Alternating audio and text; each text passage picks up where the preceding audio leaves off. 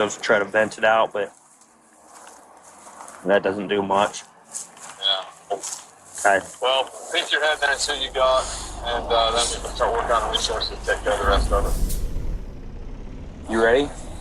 I almost want to get alcohol pads first. Vire à direita. I think that's good enough.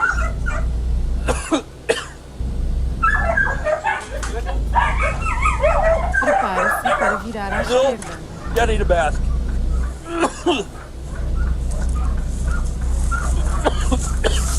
Oh my. Vire à esquerda. Friggin' SCPH. I'm going to sleep.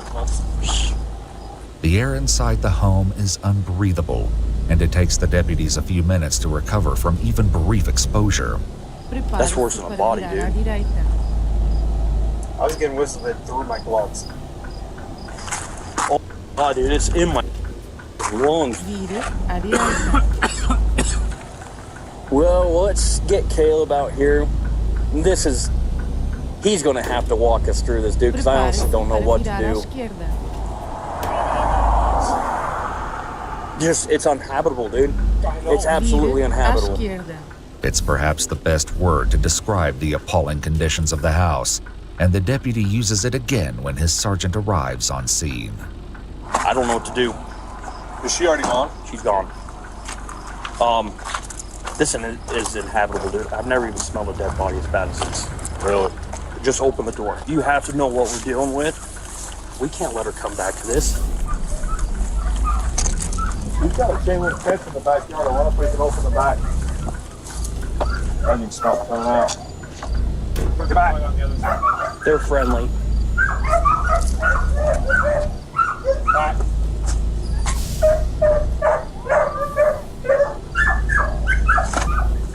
You did better than I did. I started losing it right there.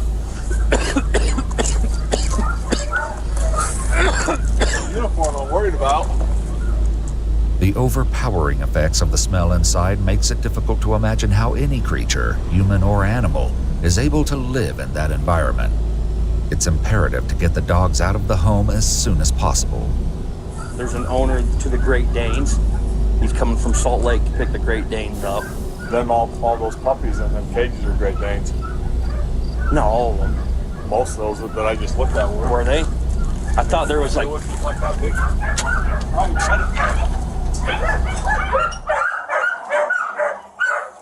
Because there's this little guy. little, but you look back in the back. Great Danes for that husky back there. Easy. Stop it. As the cops try to find a way into the fenced backyard, they begin to wonder exactly how and why Sarah has amassed this outrageous number of dogs.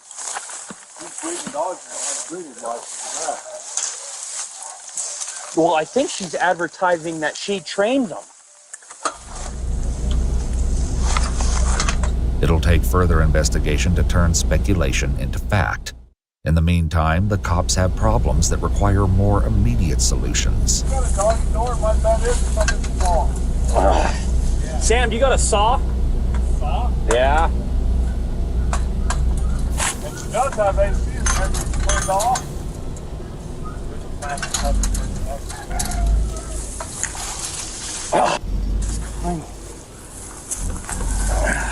The overgrowth blocking the fence is substantial, but fortunately, the deputy has come prepared. I got an axe.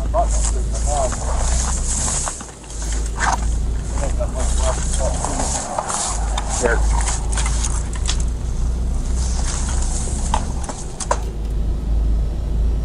Come on, Pops. Come on out. Come on, puppy. Come on.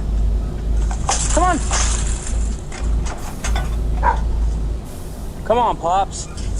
The dog's reluctance to leave the house is only matched by the deputy's reluctance to go back in. This time, at least, they'll have protection. I got mine out. I'm gonna get it. Meet me inside.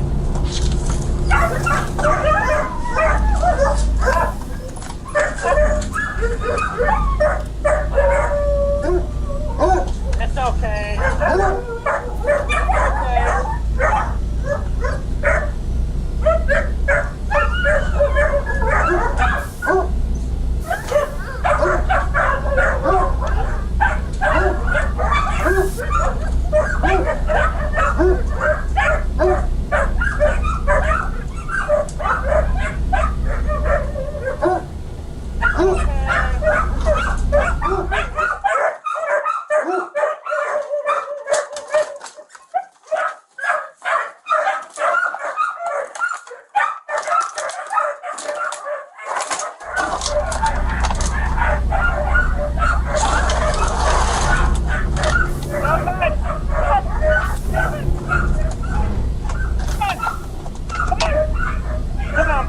come on.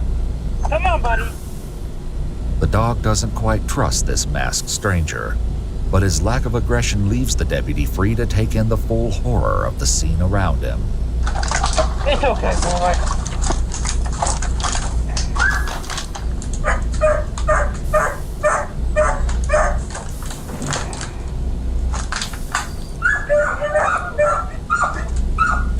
That animal, severely starved, skinny. No water. That's okay.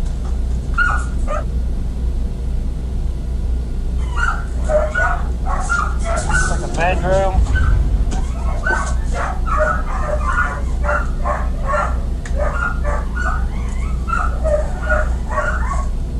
She does have dog food in one bag. 2 bags of dog food.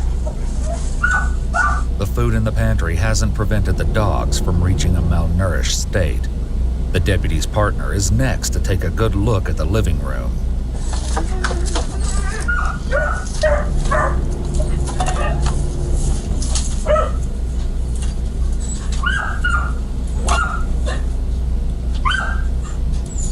As he comes to terms with what he's seeing, his partner dismantles a fortress of wire and cardboard blocking access to the hallway.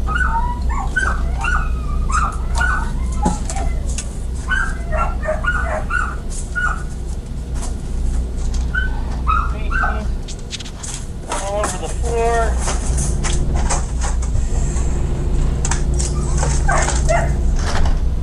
Hey, Sam, if you can find a window, let's start opening windows.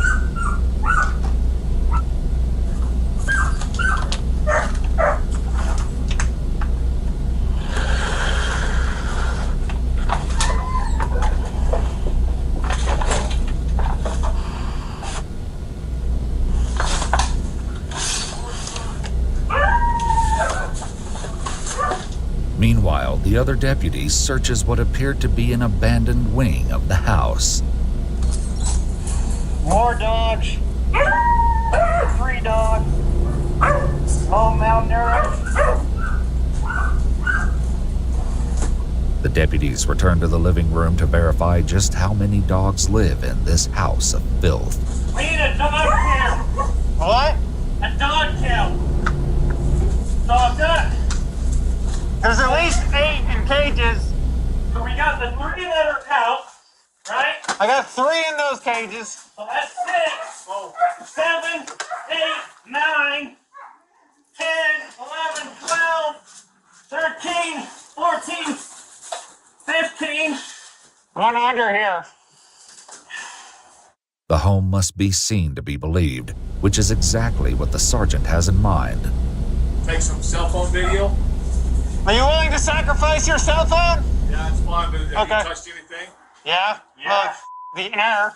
Hey, this is bad. I'll go get mine. This one right here was a We dead have dog. Just 19. one dying there. I'm pretty sure that was a dog in there. That's It's a dog. It's alive. well. There's 19 There's a dogs. live dog in here. There's 19 dogs in here, Caleb. They're all malnourished. A local animal sanctuary called Best Friends will help relocate most of the dogs. But that's not the end of police involvement. They talked to Sarah that afternoon in the hospital and tried to determine how exactly things at her house deteriorated to this extreme. Okay, so, and this part might freak you out a little bit, but I'm gonna read you your rights. It's only because in order to ask you questions about what's going on, I have to read you these first.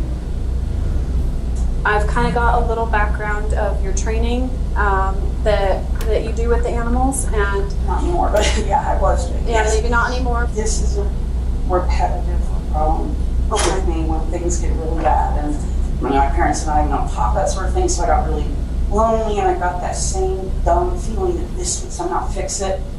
And I can't, nobody could do that. Sure. Sarah may be puzzled by her own choices, but the fact is that many innocent animals suffered as a result. It soon becomes clear that this is not the first time this has happened. Have you ever had a police case about this kind of thing before in Tennessee?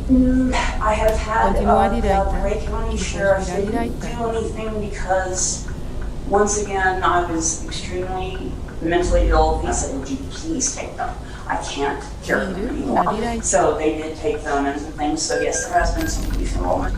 As regrettable as it is that Sarah hasn't learned from her previous failures, there is an even more frightening truth about how she acquired some of the dogs. Have you come across the 3 that you did have that worked alone? I saw he had a Great Dane puppy for sale, and he said, and I said, oh, she's cute, but I don't have, $800. So, and then he said, I told him I was a dog trainer, so 2 of them were theoretically mine, and the male was always his that I was going to train to pay for the 2 girls.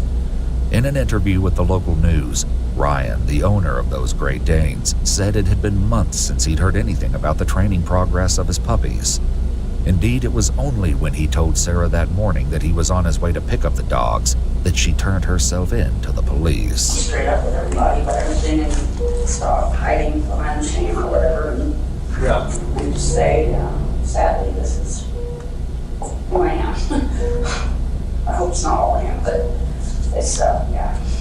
Ryan's imminent arrival may have inspired Sarah's honesty more than her own breakthrough, but it's worth noting that she didn't just tell him in passing that she was an animal trainer. She advertised her business, Pet Pros Behavior Services, on Facebook and elsewhere, offering in-home and remote training sessions for a premium price. The police report states that Sarah's house and even the inside of her car was covered in feces. Ironically, the only part of the property relatively free of feces was the yard. Sarah tells the deputies that she hasn't been able to properly feed and care for the dogs for at least 3 or 4 weeks, an admission that at least partially explains the condition of her animals and the disaster that is her home. And I can say that I have no idea how you lived, because when I opened the door to your house, I could not even go inside. Every day. Were you living in the house or were you living in your car? In the house. Where did you sleep? I slept on the couch. But yeah, no, it burns my eyes when I get home. I hate it, but I'm like, you know what? Freaking did it. You deserve it. Deal with it, so I do. If Sarah is saying she deserves the consequences of her actions, it's something that she and the deputy can agree on. I'll be honest with you. I'm going to press criminal charges upon you. Okay? From what I can observe within dogs, no dog should have to go through what them dogs go through. Them dogs would probably be better off, and some of them might not make it. They're in such conditions as so. Okay. In addition to the horrific injuries already mentioned, the police report goes into much more detail, noting that all 19 dogs appeared to be skinny with all skeletal bones showing under the skin. It goes on to say that most of the dogs could not stand or move properly because of the tight living conditions, which brought about body deformities. A few dogs, the report states, were close to death. Sarah Mills pled guilty to 9 counts of cruelty in October of 2023, roughly 4 months after her call to 911. She was ordered to pay a fine of $690, serve 60 days in jail, and spend 12 months on probation. Sarah was given the option to serve her jail sentence in increments of 5 days per month. In February 2024, however, Sarah's jail sentence was converted to 60 days of home confinement.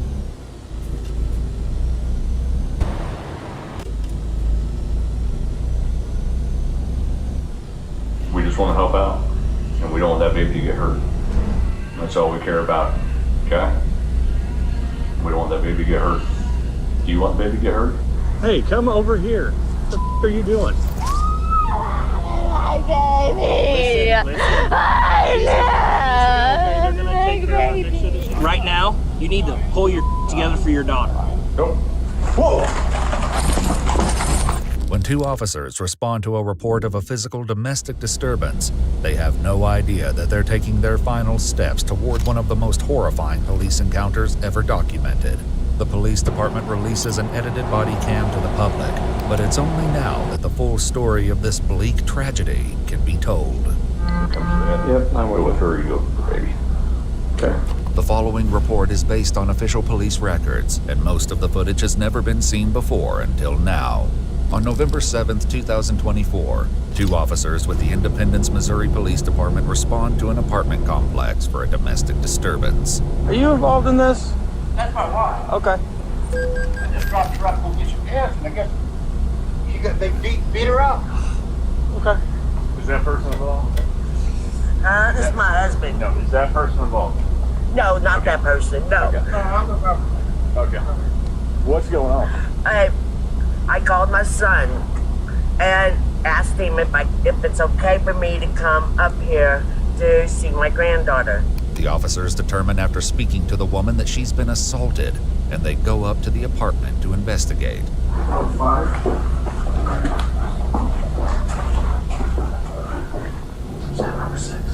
It's 5. Okay.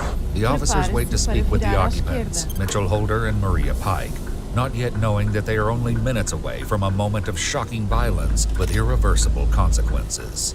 But this isn't the Independence Police Department's first encounter with Maria, who called 911 2 weeks earlier to report that her infant daughter was not breathing. Fell asleep on her baby? What the? Stop the bleeding. Yeah. Where's she? Gurgling a little bit from her mouth.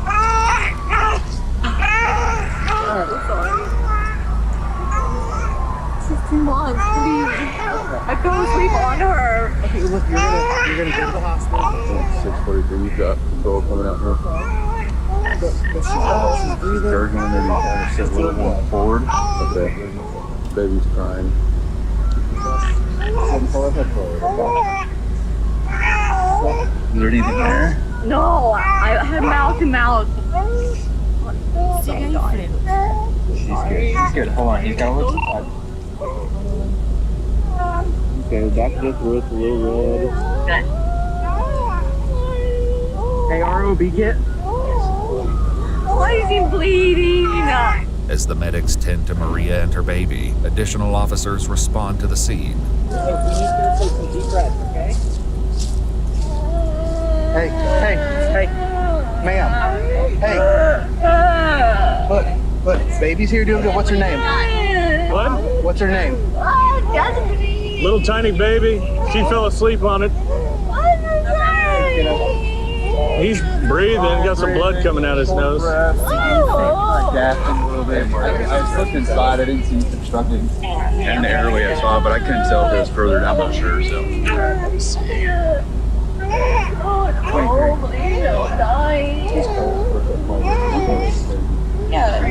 Hey, ma'am. Let's get him in the back. You got her, ma'am. I got her. Hey, I need you to wake up. We need you to stay here. We're going to do some things, okay? Ma'am, Okay. ma'am, let's get some information. We gotta talk to you, okay? Let's get some information.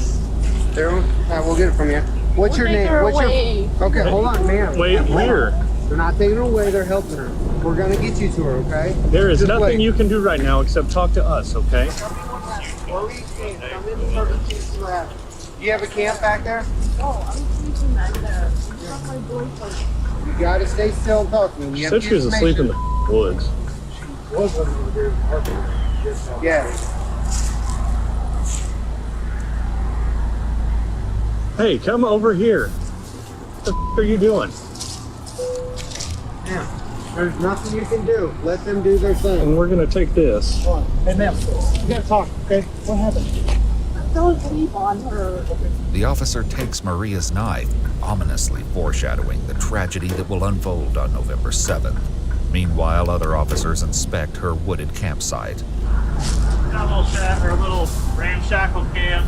It's posted. So, I mean, hopefully they take this kid away from her. Nah, probably not. Living out here in a... They'll call her and they'll do one of those sit-down meeting things and call it a day. Out at the road, the EMTs are concerned that Maria may have had a more active role in harming her baby. Hey, look at me. Look at me. Look at me.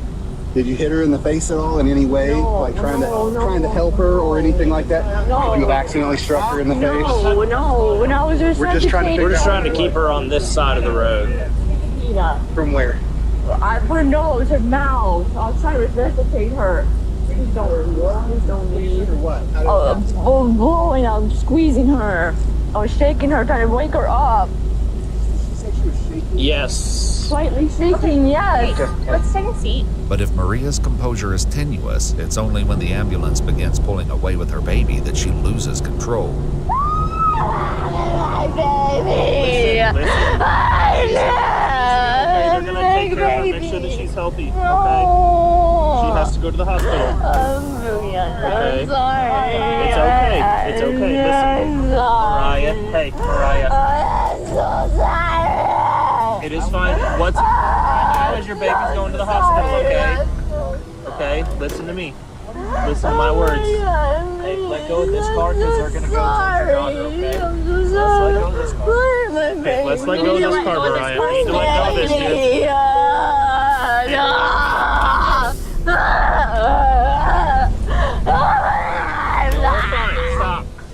Unfortunately, the officer's assurances don't make it any easier to get information from the distraught mother. Hey, right now, you need to pull your together for your daughter. I know you are. So, hey, we need to try to get a hold of your dad so we can figure this out. What is your dad's name? Mariah. If you don't, it can be somebody else.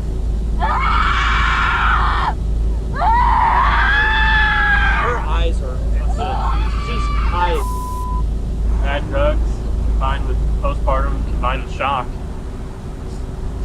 The Holy Trinity. The cops go through Maria's belongings and get some information about her daughter before making plans about what to do next. This is probably the kid. It's Destiny Colville. Yeah, Destiny is the kid's name. It was in her phone. Yeah, we're going to take the kiddo into protective custody and sit on the kid until DFS gets there. Trying to figure out. I called Heiniger. He's wanting a little bit more information. I mean, it sounds like if she's not talking, she's just completely just shut down. I mean, just nothing. Maria is taken to the hospital for a psychiatric hold, and baby Destiny is placed with a foster family for the night. 1 week later, 2 officers head out to the apartment where Maria is staying to check on the baby's well-being.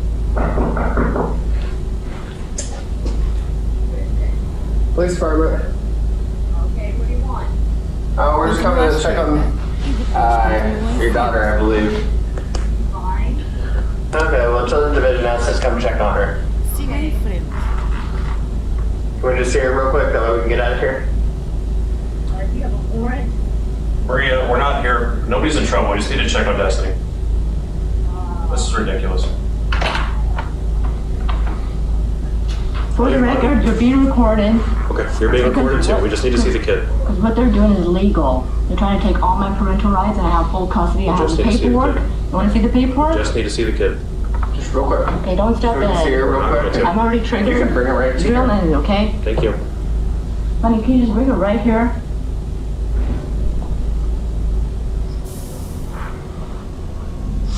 She's gonna be staying here with her dad. Who's her dad? You're the father? Hello. Okay. Alright. Appreciate it. You guys got food and everything, diapers? Yeah, it's gonna have badge numbers and names. The officers give her their badge numbers and leave, but it's only 5 short days later that police are called out to Maria's door once again, this time by a social worker who says the couple is not responding. So the baby is in the house. I believe the parents are inside. They are not opening the door. They have mental health concerns. So what are you wanting from us? Is there a way that we could try to open the door? The police say that isn't an option, but they go along with her to knock on the apartment. It's November 6th, 2024, only 1 day before Maria and Destiny's story reaches its unimaginable conclusion. They are in there because they just let 2 homes. Okay, I appreciate it. Come out. I was sitting right there while she was out there, and my son opened the door, and then shut the door on my face. I mean, unfortunately, I'm not saying that they're making good decisions, but they're allowed to have who they see fit in their house. About a week ago, they actually, their baby got into our custody because mom ran out of the house because of the domestic violence concern. And mom kind of mentioned it, but then she pulled it back and she was downplaying it. And the baby's still in your custody? No, so we brought the baby back to them. Okay. Neither Mitchell nor Maria open the door, and almost exactly 24 hours later, Talisa calls 911 to report that Maria assaulted her. The police show up again, but this time, Mitchell lets them inside. Did you do something illegal? No. Okay. So can we come and talk about what's going on? I accept your terms. What's up? The 2 officers enter the apartment, where they find Maria in the bedroom closet with Destiny in her arms. Hi there. What's your name? Can you come out here, please? Please.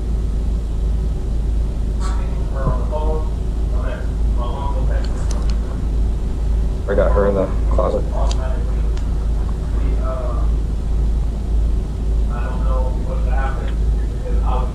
Are you okay? Are you hurt? Okay. Can we put the baby down, come in here and talk and figure out what's going on? As the officers try to coax Maria out of the closet, other cops begin racing to the scene. Just say that one of the officers is working in here that responded to that call.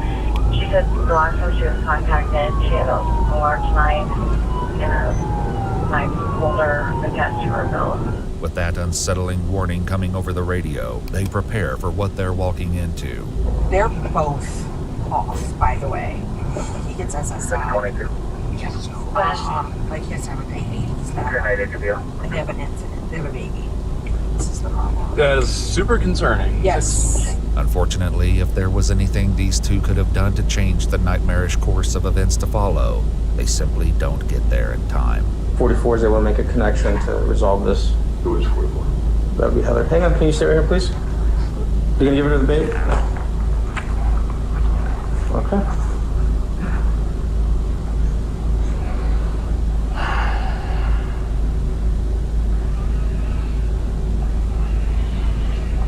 We just want to help out, and we don't want that baby to get hurt. That's all we care about, okay? We don't want that baby to get hurt.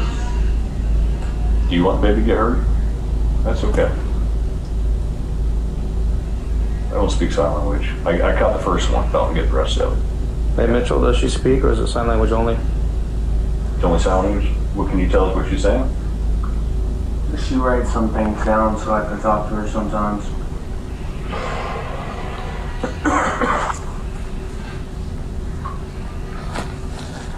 Are you able to understand what I say? Do you understand me? Yes or no? Do you understand me? Not from this continent born life. Does she understand what I'm saying though? You would know. I mean, does she understand you when you talk? Sometimes. I feel like we're having games too. No, we have like communication skills that we have problems with too, but we communicate. Okay. Yeah. That's not a good idea to do with the baby. You're bobbling the baby's head around. Please don't do that.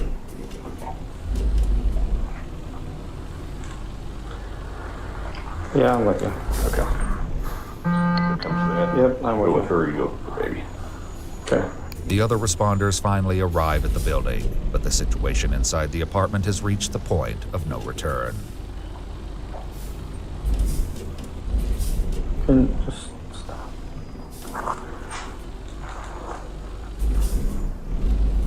Go. Whoa! Officer Jordan White raises his gun as Maria approaches and fires 4 quick shots in a row. 32 shots fired. Someone just shot at me and Heather in the apartment. Oh my God! Get the baby, get the baby. Get the baby's James. God You guys got her and the baby. What's wrong with you? No, stay down, stay down. I am. Cuff him up, cuff him up. I didn't do nothing. I didn't do nothing. Cuff her. 135, the baby's hit. I need AMR immediately. What did I do? Just relax. God damn it. Give me your hand, give me your hand. Here, take the baby, get the baby out, get the baby out. And you killed the baby! You killed the baby too! I remained myself! Okay. And you killed her! You killed my girlfriend and you... What the hell? And the baby! The other responding officer finally comes inside, walking straight into the chaotic aftermath. I didn't do nothing, officer!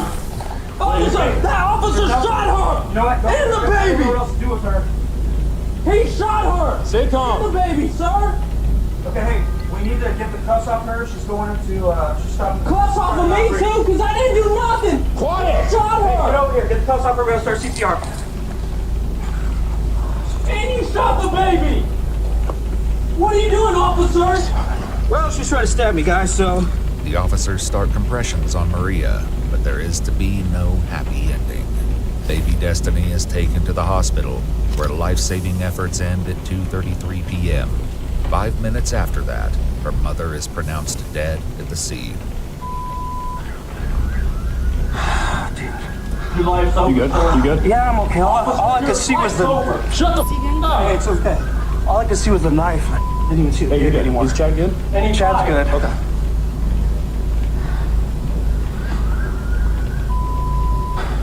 In a March 2025 statement, the Jackson County prosecutor announced that no charges would be filed against the officer who shot Maria and her baby, saying, "The evidence in this case shows the officer responded to an immediate threat of deadly force. The suddenness of the attack left no time for a different response, and the officer had no space to retreat." The report from the medical examiner revealed Maria's history of psychiatric conditions, including major depressive disorder, schizophrenia, and psychosis. The toxicology report, however, showed no traces of drugs in her system. A GoFundMe started by Mitchell's sister raised nearly $9,000 for funeral expenses. Maria Masha Pike was 34. Her daughter Destiny was just 2.5 months old.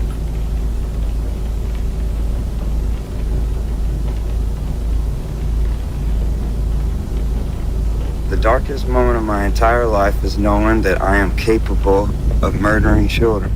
And I realized everything. He said, I'm gonna kill you, and I'm gonna kill your daughter, and I'm gonna kill your grandkids. If he does not stay away from me, we're both gonna go up there. Have you ever blown in a PBT? Yeah, I have one at home. Do you? Because I go to AA. The next time I see him, you're gonna be looking at me for a murder conviction. Oh, well, that's we won't. I think we shouldn't do that. Decades of animosity between two retired neighbors boils over into cold-blooded assault. But the reason behind this brutal crime will leave you chilled to the bone. On the evening of September 29th, 2023, in rural Matawan, Michigan, Deputy Gabe Weekly finds himself responding to a report of an assault. The details are hazy, but according to dispatch, an elderly man was attacked by a belligerent neighbor while chopping firewood on his own property. Deputy Weekly is determined to mediate in this situation, but he has no idea what kind of sadistic tragedy he's getting involved in. Driving through the remote Michigan backcountry, Officer Weekly encounters the victim, 79-year-old William Cracker, hobbling near his tractor. First off, what happened out here tonight? Well, you wanna go over and show you where it happened by my tractor? Well, I just need to know what happened. What happened? Well, I was Unless there's some kind of evidence there. marks on the ground, maybe it was Okay. and I lost my hat. Anyway, I just shut my chainsaw off. It was getting dark.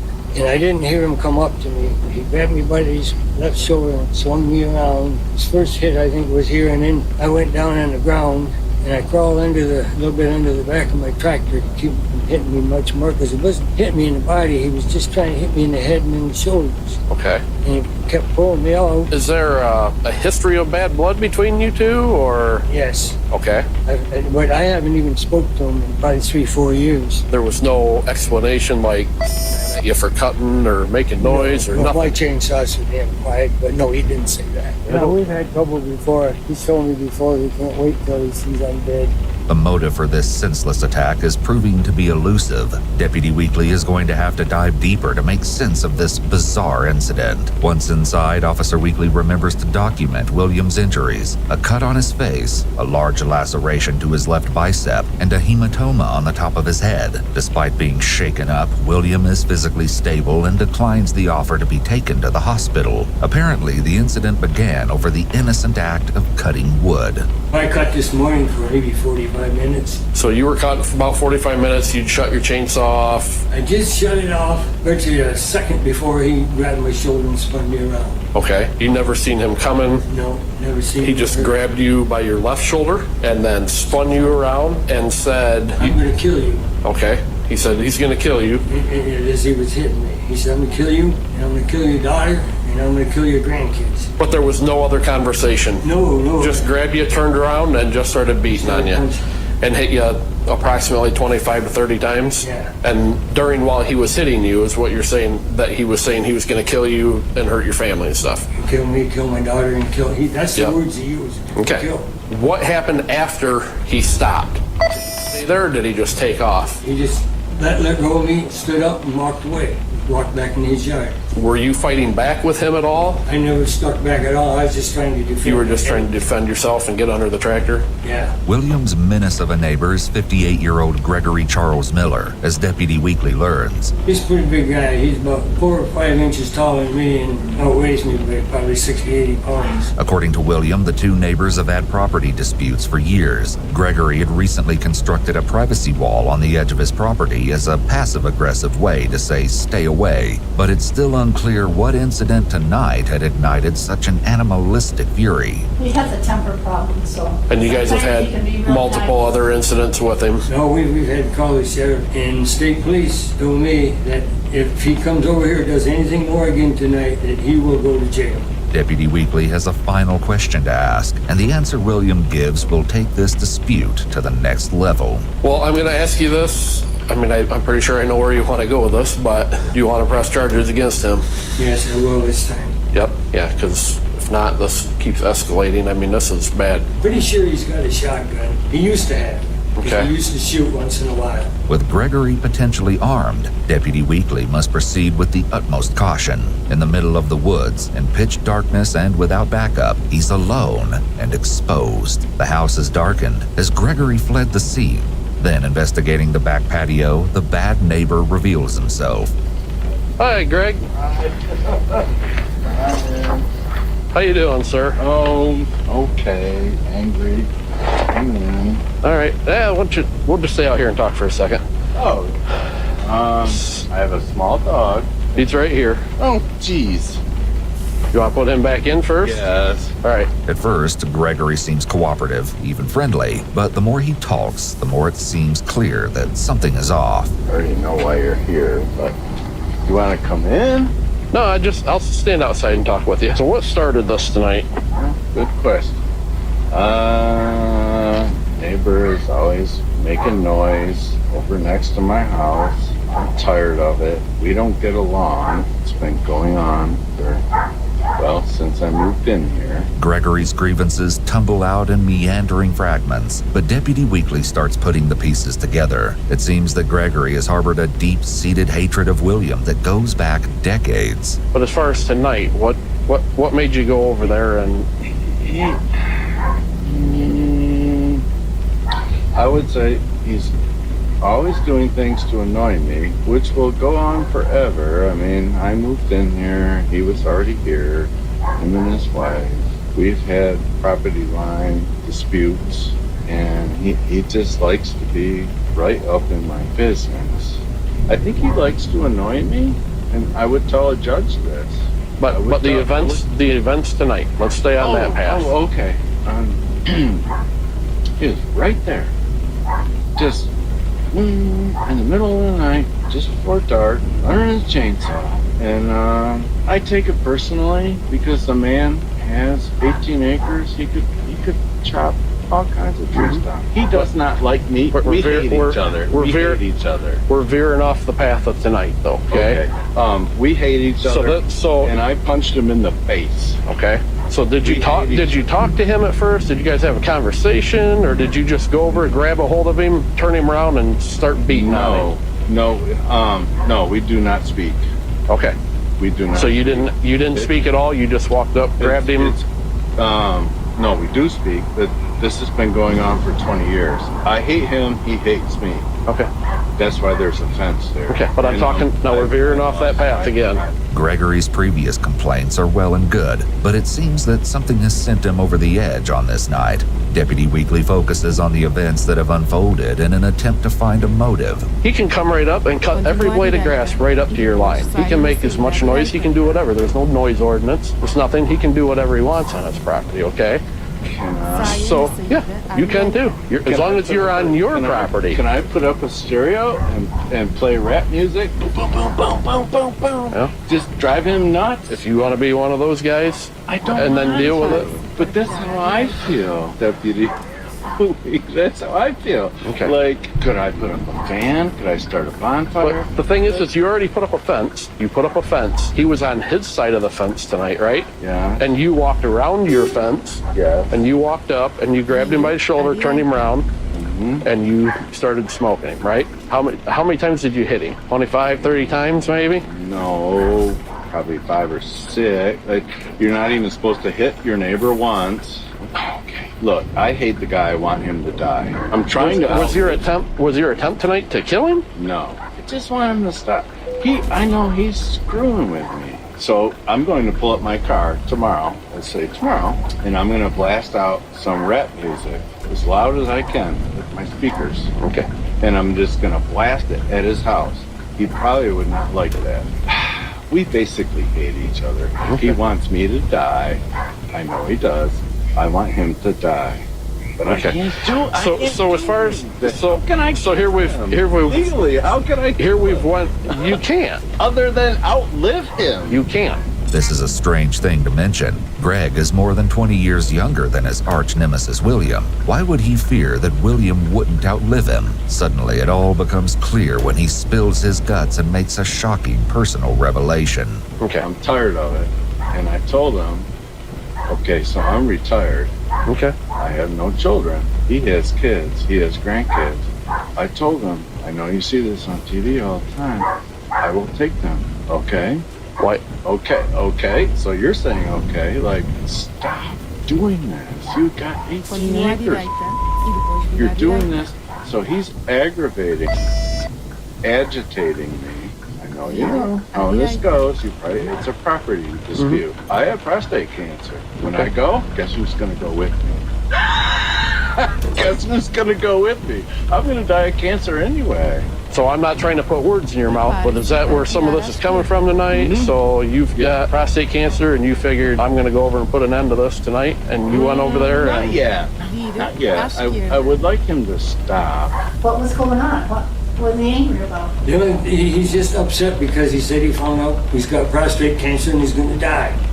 He found out what? He's got prostate cancer and he's going to die. Oh, That was the only thing that he really said to me. Yeah. Other than I'm going to kill you and your daughters. Yeah. Okay. So he's got prostate cancer. He repeated that 3 times that he was going to kill me, going to kill my daughter, and he's going to kill my grandkids because I got prostate cancer and I'm going to die. Okay. Wow. I just found out I got prostate cancer. Now the night's events are making a lot more sense. In an existential rage fueled by booze, Greg wanted to lash out against the world, so he took out all that rage on his elderly neighbor. I would like him to stay away from me. If he does not stay away from me, we're both going to go up there. Okay. Are you threatening him? At this point, Gregory's direct threats on William's life are ramping up and becoming more deranged. Officer Weekly has no choice but to arrest him. So Greg, at this point right now, what I'm going to do is I want you to turn around, put your hands behind your back for me. I want you to interlace your fingers like you're praying. Greg, how much have you had to drink tonight? No. How much would you say is enough? 5, 6 shots. 5 or 6 shots? But I know you guys double it, so... No, we don't double nothing. It is what it is. Well, sometimes I think if I take him with me... What's that? I have prostate cancer. Do you?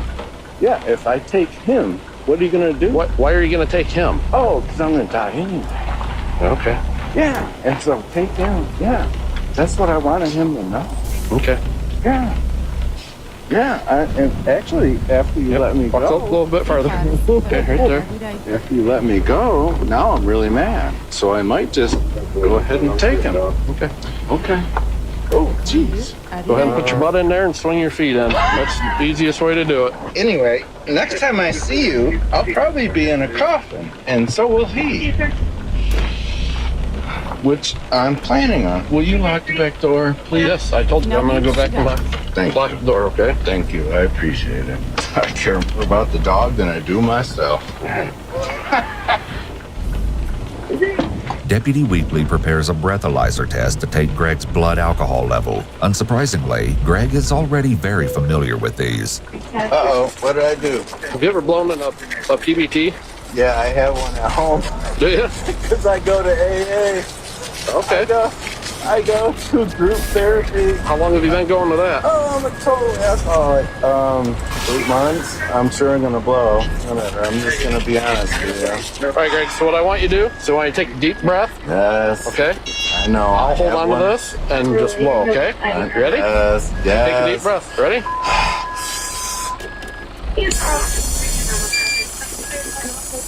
Okay. What does it say? We're gonna find out here in a second. Oh, yeah. My wife bought one because I'm an alcoholic. Okay, you're a .254 right now. What's that? You're .25. That's high. What does that mean? Well, that's way over the legal limit to drive. However, you're at your residence. I wouldn't drive. There's nothing against you drinking at your house, other than, are you on probation? No. You're just in AA? I'm just an alcoholic. Okay. Angry. Okay.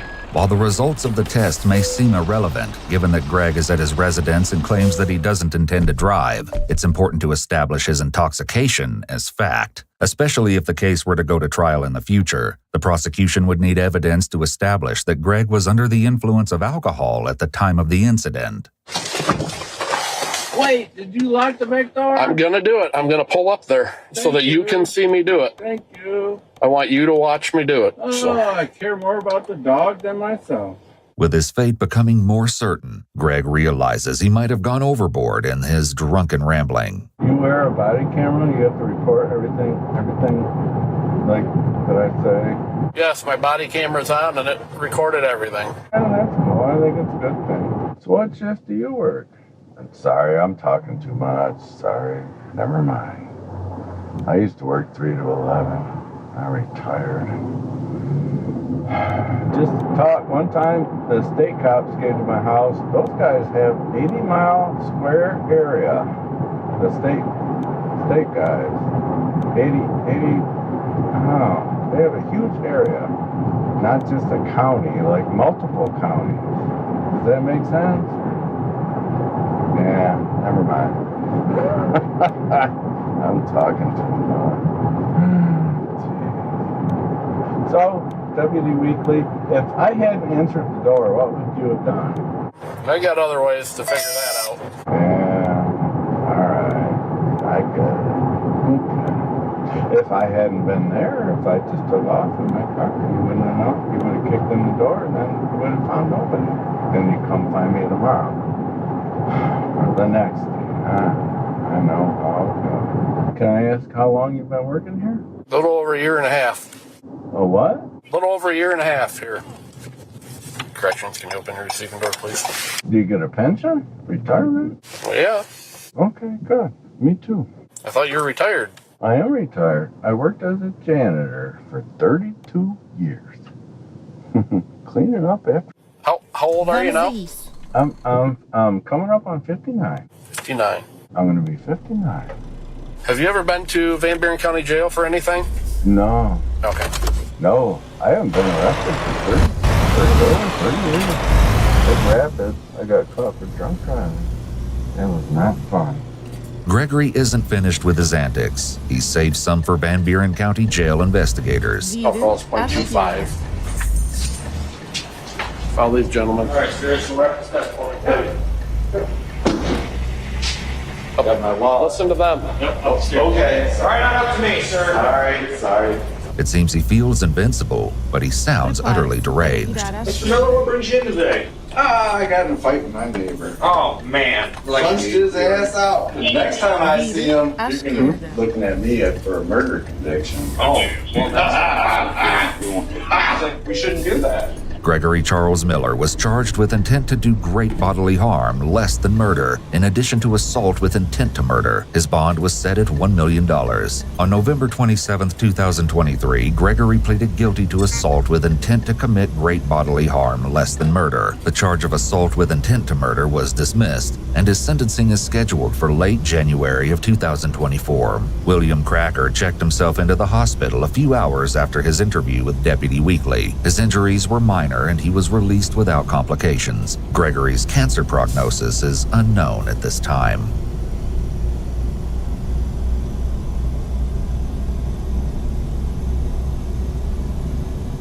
And he just kept trying to say, hey, well, we're going to sell you candy. You can't be here to sell candy and stuff. Yeah. You know, oh, yeah, we know that. Well, you're offenders. Okay, so what's your point? Right. Thanks for coming out, guys. Sorry to take you away from everything else, but this is getting ridiculous. My guys are feeling very threatened.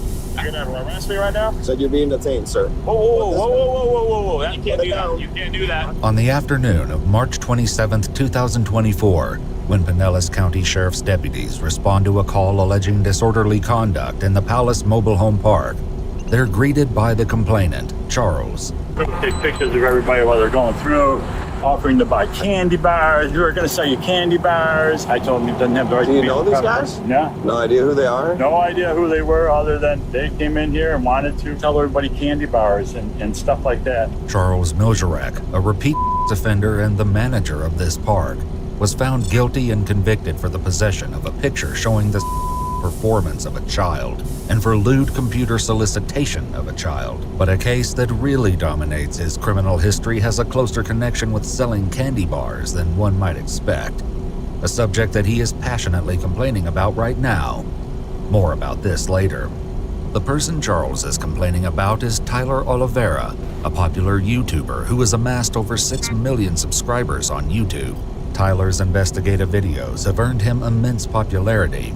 In 2023, Tyler was even featured on Fox News for his profile on Miracle Village, a community in Palm Beach County, Florida that's also home to a large population of offenders. On the morning of March 27, 2024, when Tyler Oliveira visits this trailer park to make yet another viral video, things take a horrible turn in a direction nobody could have anticipated. They seem like they were under the influence or anything? No, not under the influence, just being rude, obnoxious people. Yeah.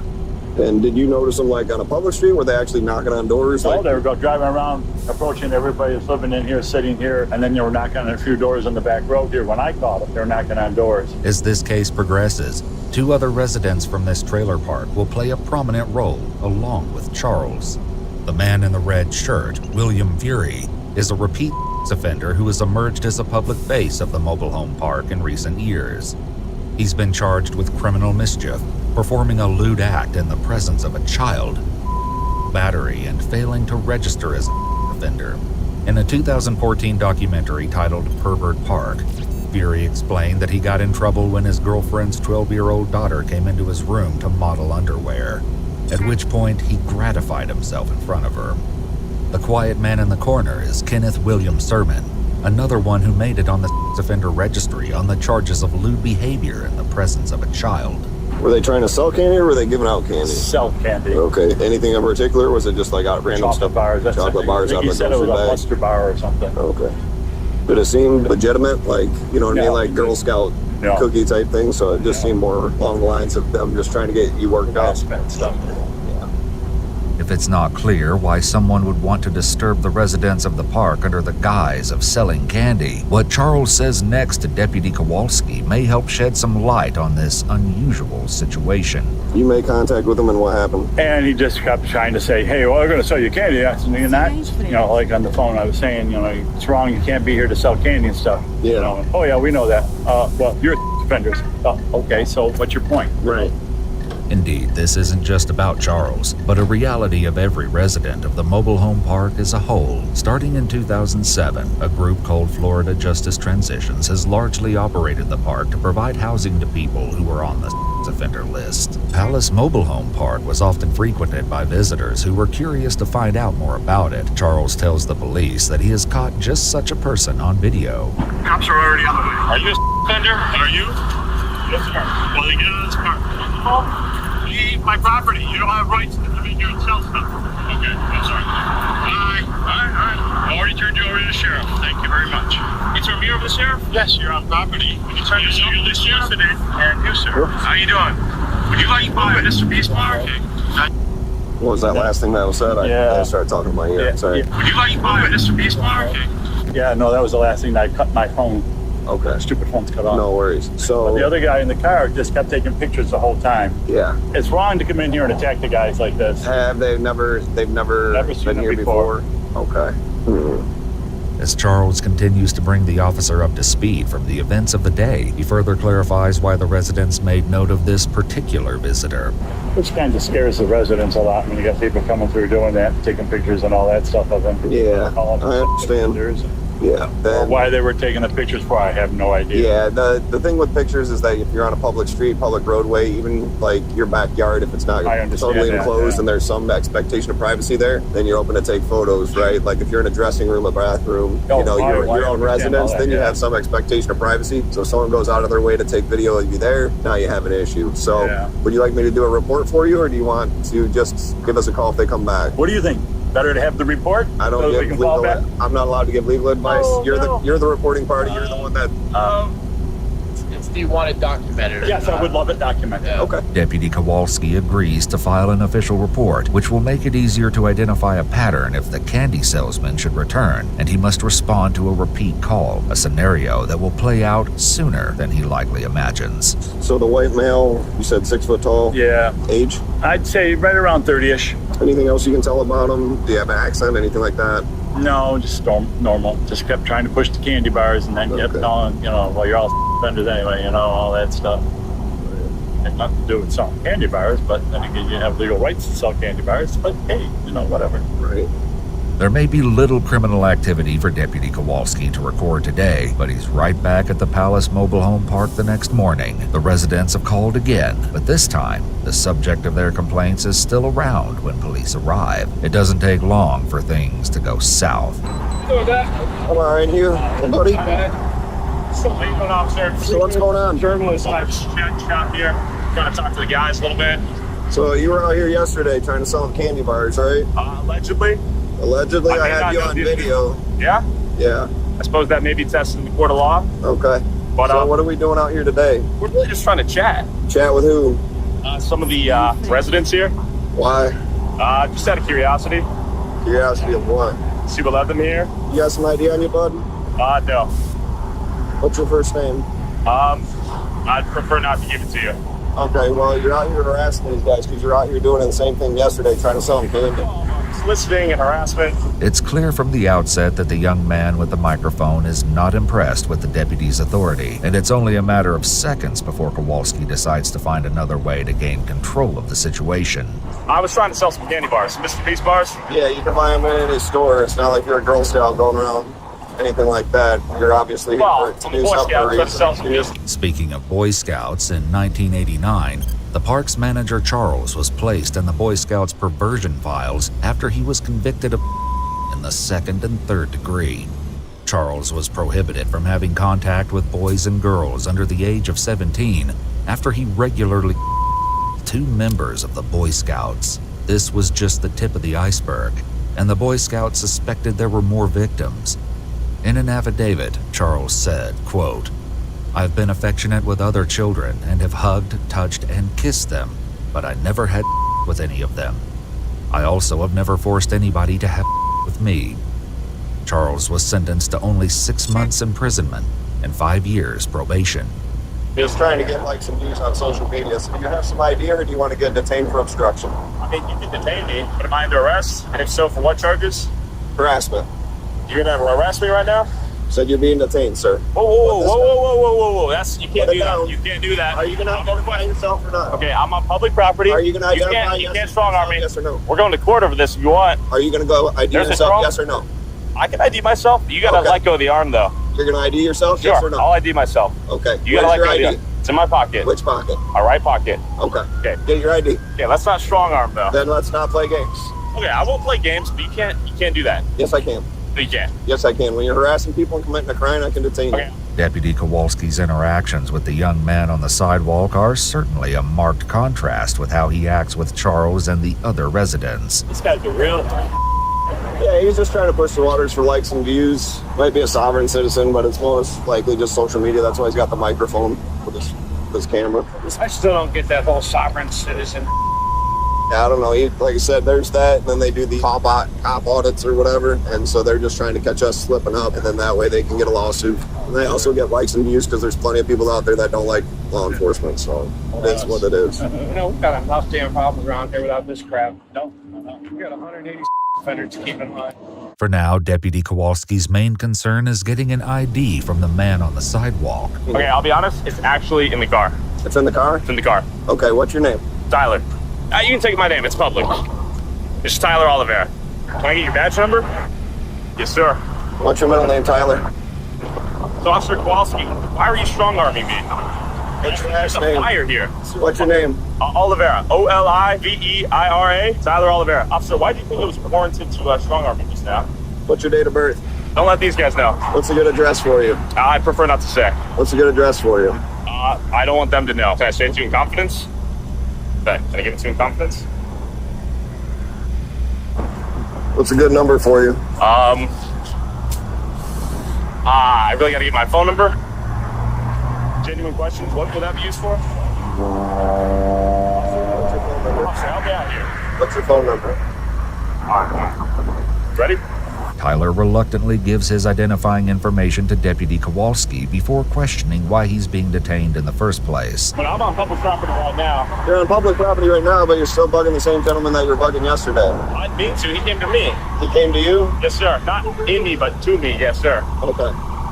So why are we out here? Genuine curiosity, but it seems like Curiosity of what? how the individuals got here, how life has been, etc. Like there's bigger things to handle here, perhaps. Stay right here, you're not free to go. Tyler remains detained as Deputy Kowalski goes to collect more information from the complainants. Again, the contrast in the deputy's demeanor is remarkable. Charles, so what's going on today, man? Well, you see what this guy is doing. Did he come on the property today? Yeah, both him and his buddy were both on the property. Where's the buddy at? Fuck down the sidewalk. Oh, wait a minute.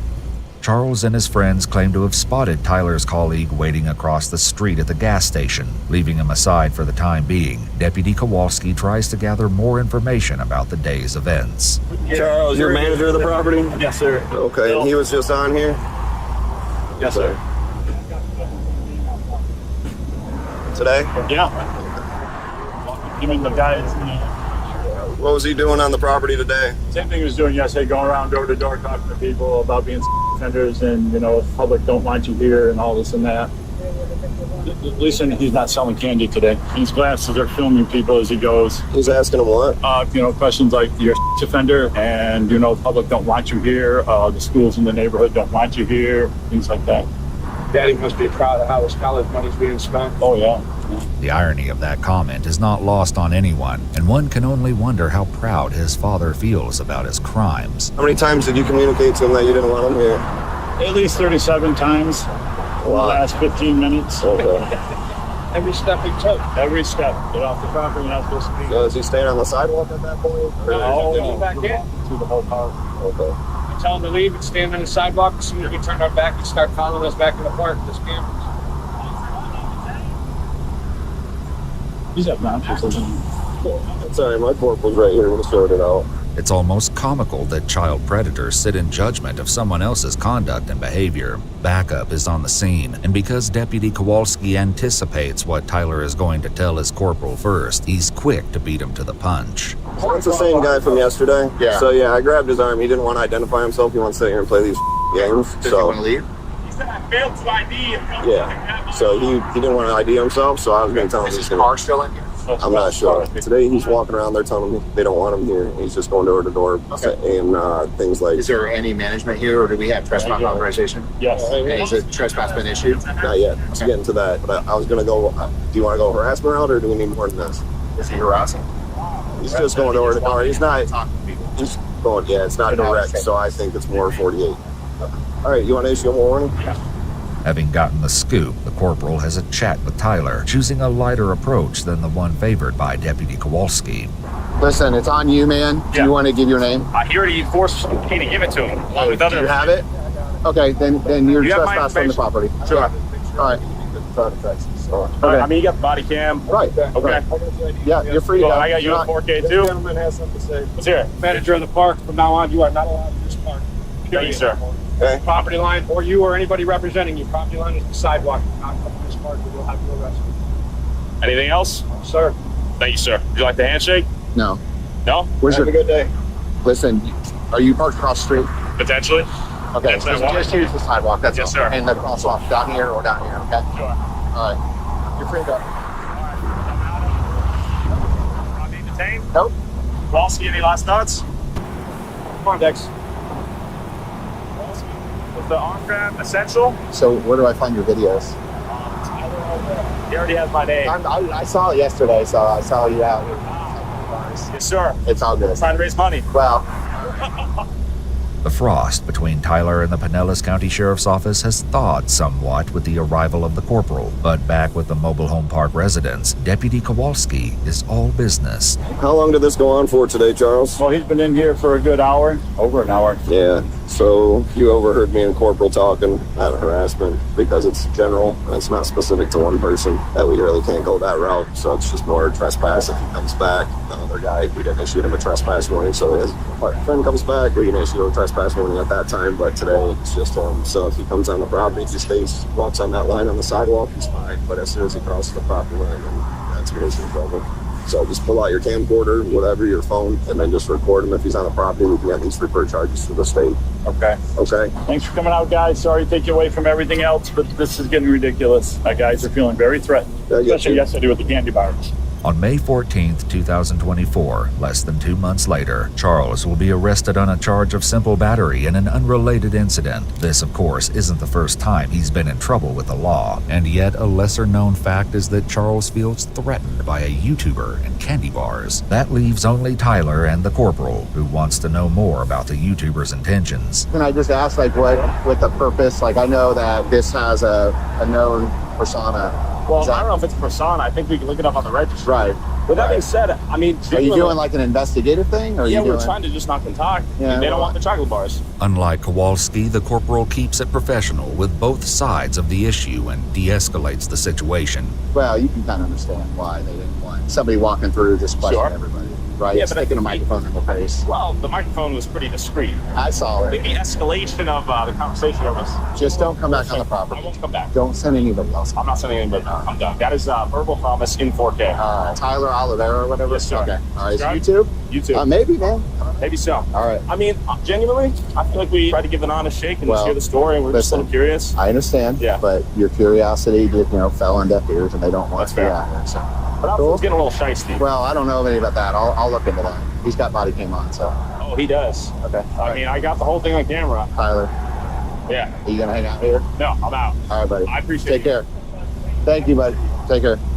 Tyler leaves with a mandate to stay on the sidewalks and off the property, a piece of advice that the youth of St. Petersburg have perhaps heard from their parents. That's especially likely in the case of children who attend the local daycare or go to the nearby middle school, both of which are located less than half a mile away from the trailer park. As for Tyler Oliveira, he posted his investigation of Palace Mobile Home Park on April 7th, 2024, just 11 short days after the incident. In the video, Tyler said, quote, "I posed zero threat or intent to harm, and dog is out here getting physical." He called on Pinellas County officials to fire Officer Kowalski.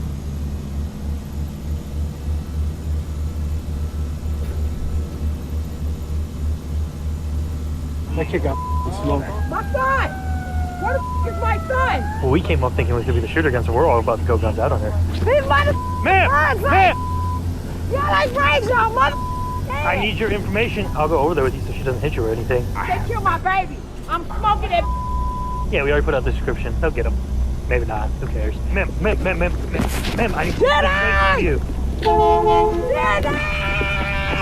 When police in St. Louis, Missouri are dispatched to reports of a teenager shot outside a home, they expect another night of senseless violence. But as they begin their investigation, one detail changes everything. This shooting may be tied to another killing just 24 hours earlier. As officers begin to connect the two crimes, a disturbing motive starts to emerge, and before the night is over, the truth will leave two families completely shattered. The following report is based on official police records, and most of the footage has never been seen before until now. On the evening of December 3rd, 2022, officers from the St. Louis Metropolitan Police Department are dispatched to a home after receiving a frantic 911 call about a 14-year-old boy who has just been shot. 21 arrived. 21 arrived, 1904.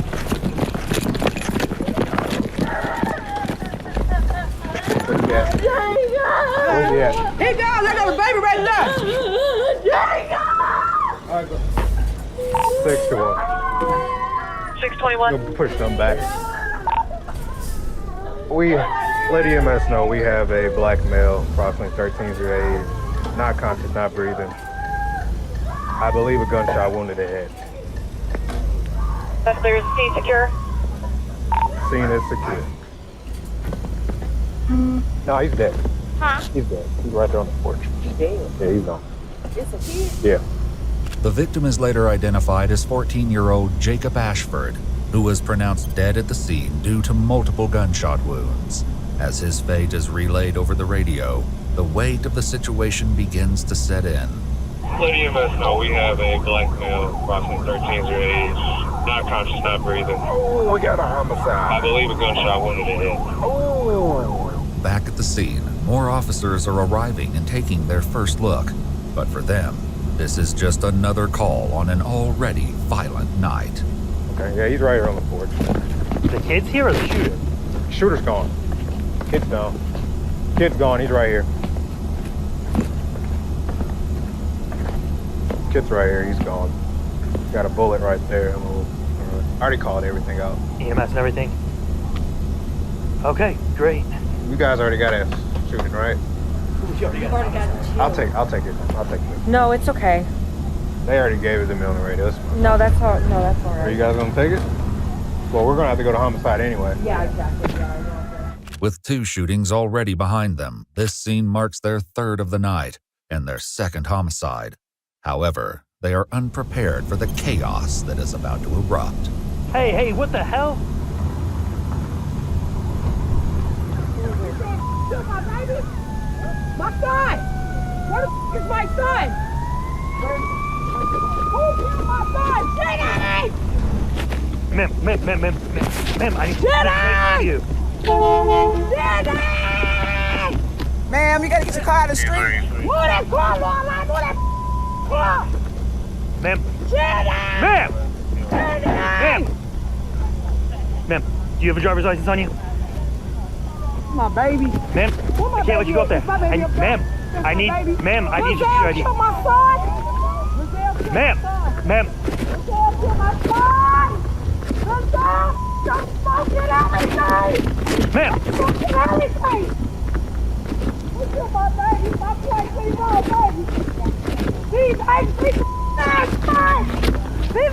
man! Ma'am! Y'all ain't raised y'all! I need your information. This is Mom. My 14-year-old son! Ma'am! Ma'am. Sir, don't tell me how to feel. This is my I'm not baby. telling you how to feel. I'm not asking you to come This is down. my baby. I just need to get some information from you. I need your name. Trina Hicks. This distraught woman is Jacob's mother, Trina Hicks. Through her screams of grief and fury, she names someone she believes is responsible for her son's death. But before the officer can ask anything more, she storms off. Miss Hicks. Miss. Hey, everybody step back. Everybody step back over here. Miss Hicks. Let's step over here. Let's step over here. Okay, this is my house. I get it, but it's an active investigation, ma'am. And I'm being respectful, but right now, we need to hear your keys. I told him don't stay over here. He ain't even right like that, right? I understand. But it's not. But we gotta let the officers do their work right now. This unidentified woman is a relative of Jacob's family, and he was visiting her home when everything unfolded. But as the night continues, officers will soon realize that her connection to this incident runs far deeper than it seems. One of them killed my baby, and I promise you that Lavelle did that. They just said Lavelle did that. It's gonna go down. Ma'am, I don't. Y'all know that right now. Ain't no other way around it. They killed my baby. I'm smoking that. Both women point to one name, Lizelle Davis, as the man responsible. But who is he, and what led him here tonight? For now, officers continue to secure the crime scene and try to piece together what really happened on that porch. Do we know why he decided to shoot this young man? How? Somebody said that he was downtown doing hard lifting. Yeah. Someone else shot. Right. Now, who was this little Bill? That was the son got killed yesterday. Okay. It's not related. All right. Witnesses inside the residence suggest that this shooting is connected to another incident from the day before.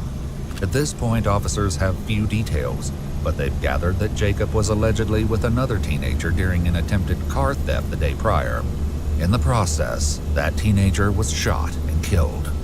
Now, as officers work to piece together the truth, they turn their attention to the scene itself, searching for physical evidence that could tie everything together. I feel like there should be a lot more casings. I only found 2 French casings and then those 3 rounds. So a gun probably jammed and he was ejected. Yeah. Investigators soon arrive to take over the case as officers begin collecting the most critical pieces of evidence. Spent bullet casings and ejected rounds litter the ground near Jacob's body, along with his phone and a cigar butt. A closer inspection reveals the brutal extent of his injuries, multiple gunshot wounds to his chest, neck, and head.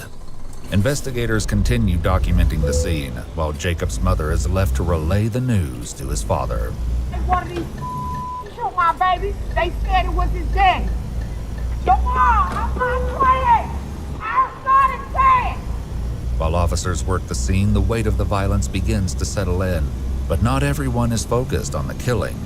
Among the responding officers, quiet conversations begin to stir. Speculation, theories, and offhand remarks fill the air as they try to make sense of what just happened. But then this man that was shot. There's too many moving parts to this. I'm actually surprised the bigger crowd has informed it. The mom act like she don't care.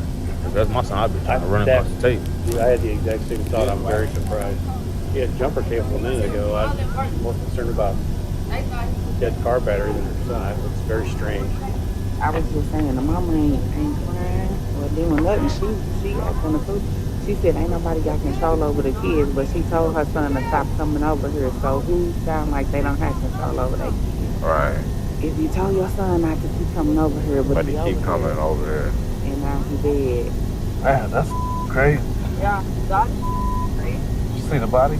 Yeah, I saw the body. Damn, I was trying to hide it from I you. know you were, but I was nosy.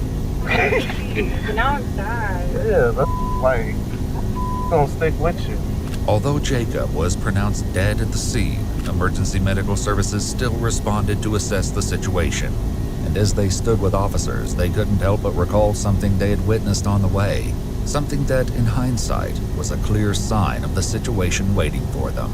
Has mom been notified? Yeah. She knew before we got here. She rolled up like a minute after we did. She was like flying in front of us. Yeah, I know. And then she's trying to run around. We're trying to get her car moved. You got that? Yeah. Well, I heard you. As soon as we rolled up, Mom rolled up, so I was trying to deal with her. Oh, okay. So we were coming from an accident on National Bridge in Taylor, and so we turn on the Union. We're flying down the Union doing like 60, and Mom's in the oncoming lane doing 90 past us. Yeah, and I'm like, that's gotta be. He's like, that's gotta be someone's parent. And sure, came swerving in here. Well, we came up thinking it was gonna be the shooter gun, so we're all about to go guns out on her. Well, she just rolls up, starts, and just jumps out yelling, like, what the I know, it's Mom. I get it once we found out who she was, but we didn't know any shooter info at the time. Back near the barricade, an officer approaches the unidentified woman once more, pressing her for the details she claimed to know, unaware that her next words will reveal a chilling motive. If y'all look the man name up in the system, he'll pull up Lizelle Davis. He look like a crackhead. Okay, how old is he? 30, 33, 34, like that. And what's the, I mean, is there a beef or what, like? His son got killed. We just got word that his son is dead. Who, that my nephew is dead. LaVale's son? Yes. Okay. So I guess he got mad because he was with him, that Jacob was with him. So I guess he asked Jacob what was going on. So he need to get arrested and his daddy who he in the car with. Because why would you pull up and let this man kill his baby and you pull off? Okay. Both of them need to go to jail. The teenager Jacob was with the night before turns out to be Lamarian Davis. The two were friends and were allegedly together that evening, attempting to steal a car. They were just Kia boys going around doing stuff. But their plan took a deadly turn when the person inside was armed and opened fire, killing Lamarian. Now, witness statements suggest that this was more than just a coincidence. They speculate that this was an act of revenge, one carried out by Lamarion's father, Lizelle Davis Jr., who believed Jacob played a role in his son's death. And now, just one day later, Jacob is the one lying lifeless on a porch. Anybody got demographics yet? On who? On the patient, on the deceased. Nope, Mom doesn't want to talk to us. Of course not. I got her info, but that was a struggle. She might respond better to you. I'll go over there with you so she doesn't hit you or anything. I'm good. Oh, my body cam's dying. Son of a.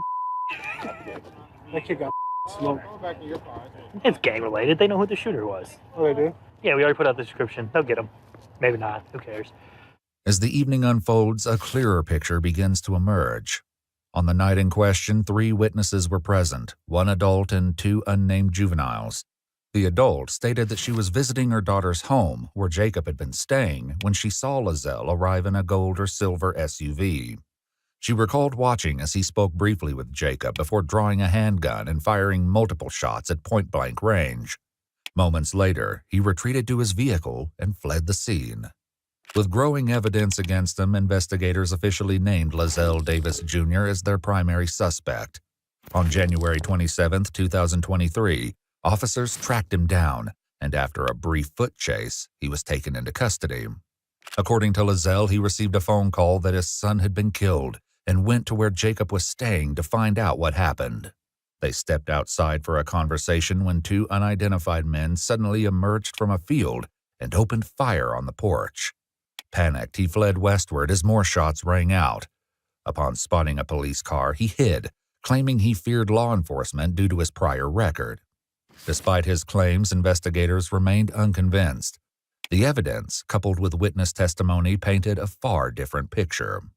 According to court records, Lizelle Davis Jr. was charged with second-degree murder, armed criminal action, and unlawful possession of a firearm in the fatal shooting of 14-year-old Jacob Ashford. Initially pleading not guilty, he later accepted a plea deal in August 2024, admitting to second-degree murder and armed criminal action. In exchange, prosecutors dismissed the firearm charge. He was sentenced to 20 years, 17 for murder and 3 for armed criminal action, served consecutively. As officers reflected on the case, they had a few final words on the violence that led to this moment. I guess in the shooter's eyes, this was eye for an eye sort of thing, but I mean, you're still talking about a grown man shooting a 13. It's so crazy to me. It's a vicious cycle, brother.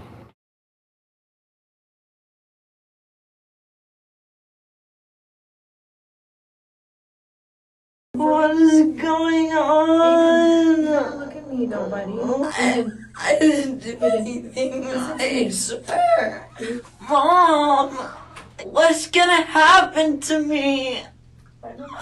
What's gonna happen to me? When Katie Zelmer discovered that her 15-year-old son Aiden and her boyfriend's 10-year-old daughter Kaya were missing, she was understandably panicked.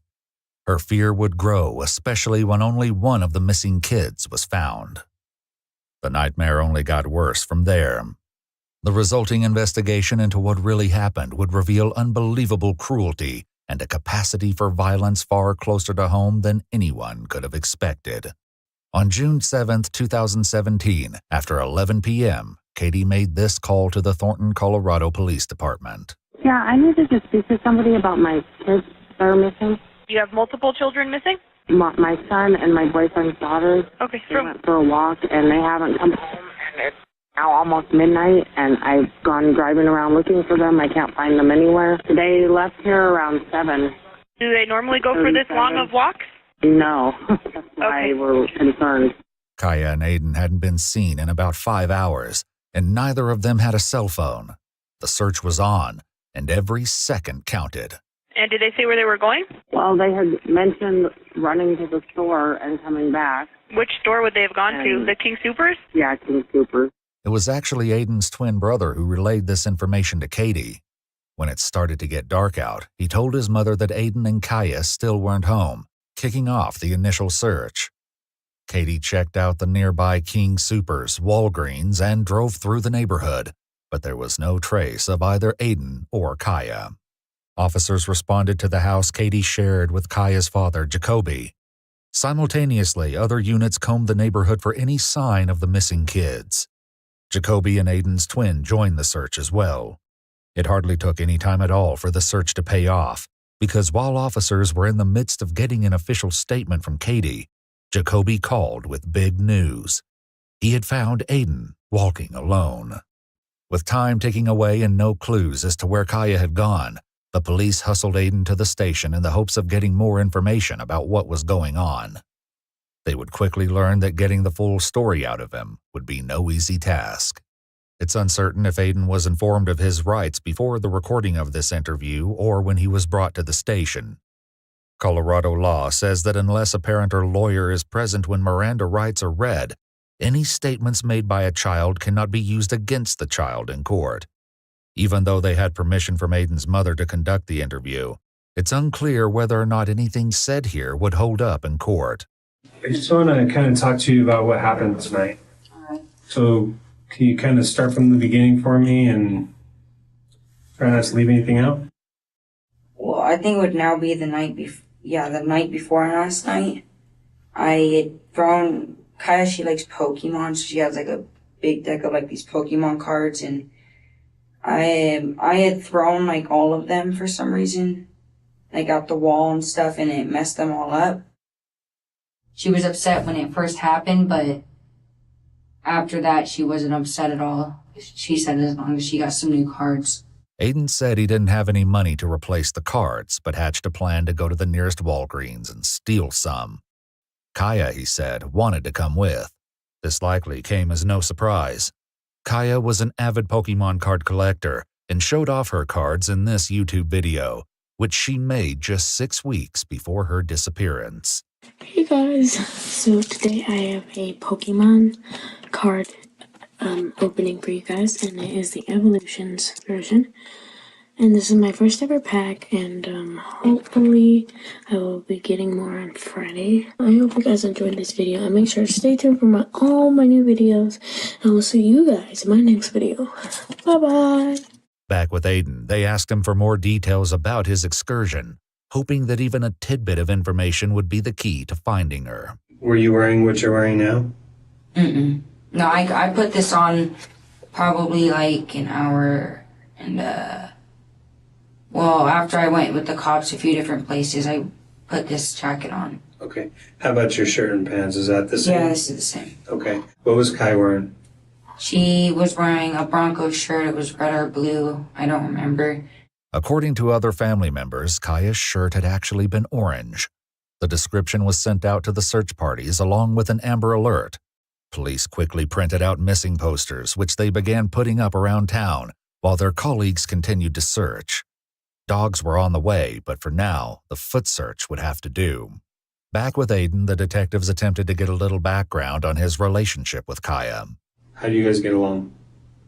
When I first met her, like 8 or 9 months ago, when my mom and her dad started dating for the first time, I got caught high by my mom, and she said something like, "Ooh, call the cops," and I got mad at her and yelled at her. Aiden shared that this was not the only time he was caught using marijuana, and that he still smoked every 4 or 5 days. Have you ever hit Kaya before? I've never hit any girl before. Have you ever been upset with her to the point where you wanted to hit her? The only time I was upset with her enough to express that to her is when I told her, when I called her the name. What name did you call her? I called some. I'll be the night. Quickly learned to get dark out, he told his mother that Aiden and Kaya still weren't home, kicking off the initial.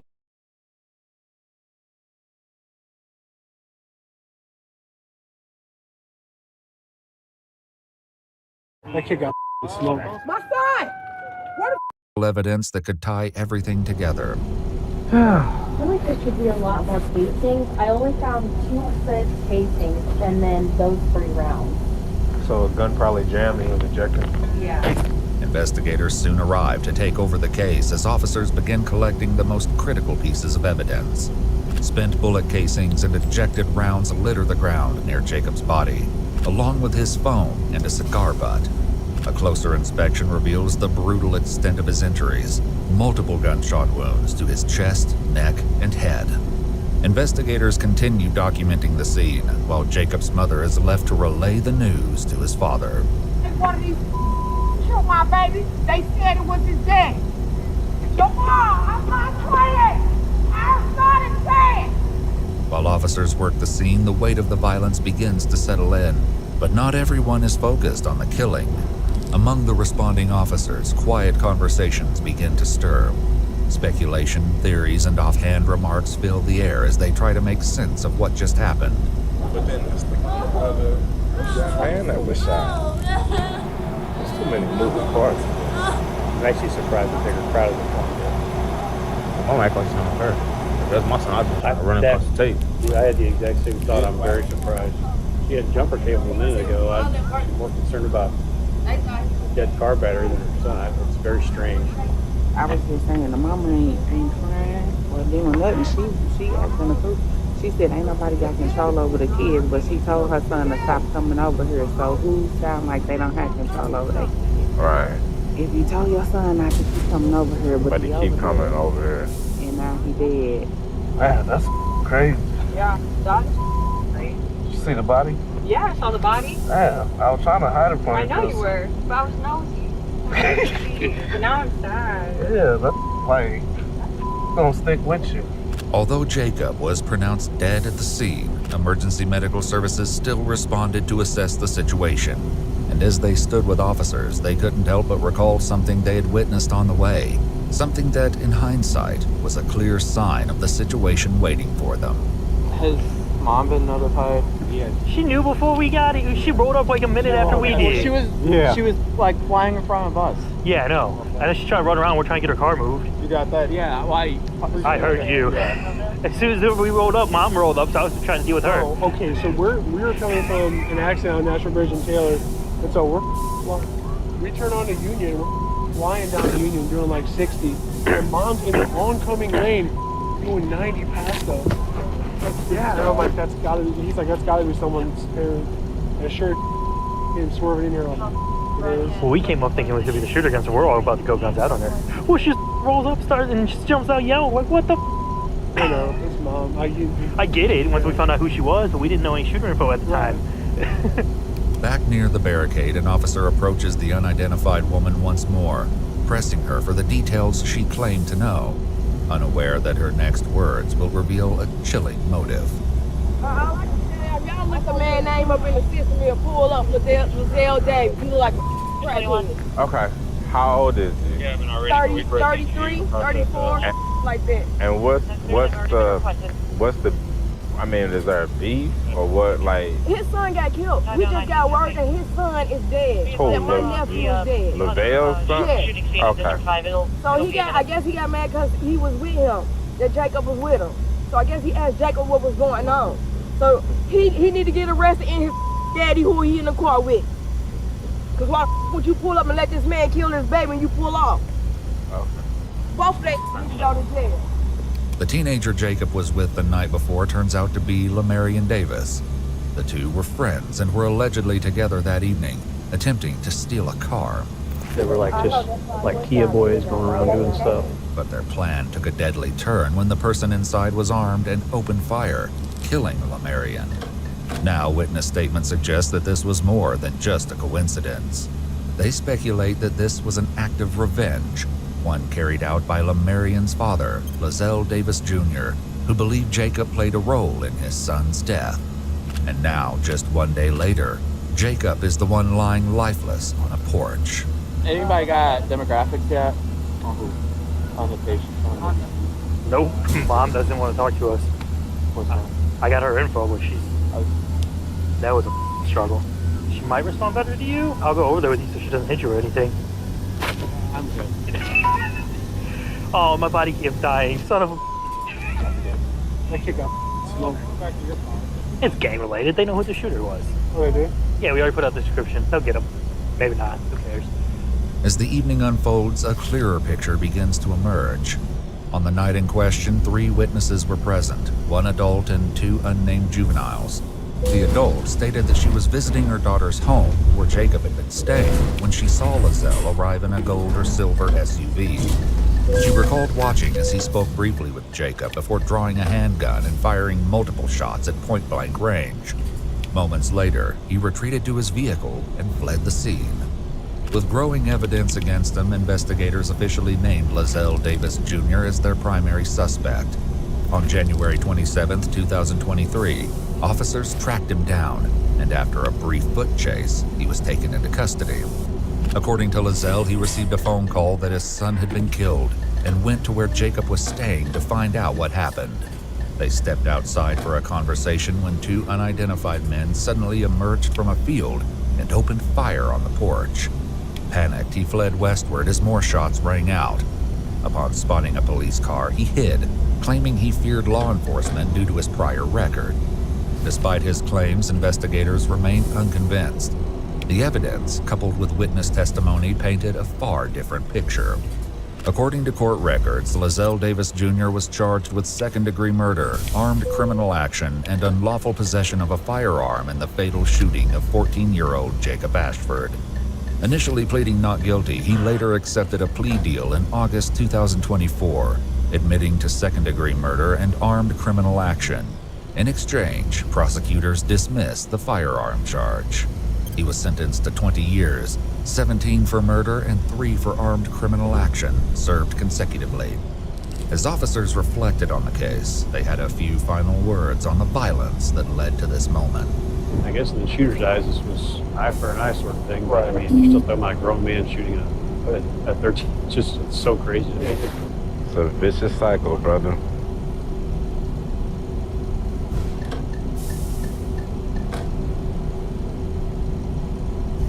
Bear with me, this.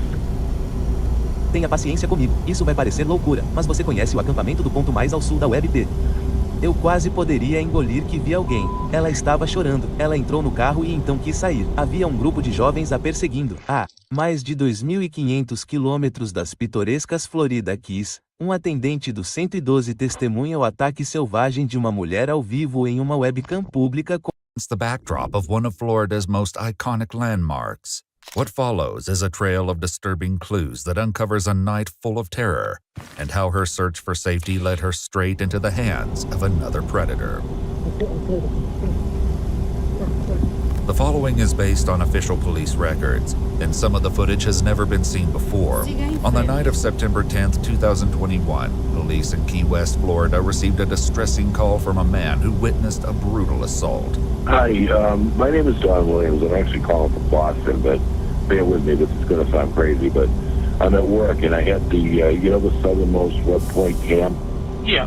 Yeah, I could almost swear that a little while ago, I've been busy, my phone keeps ringing here, I'm a 911 operator, but I could almost swear that I saw somebody get.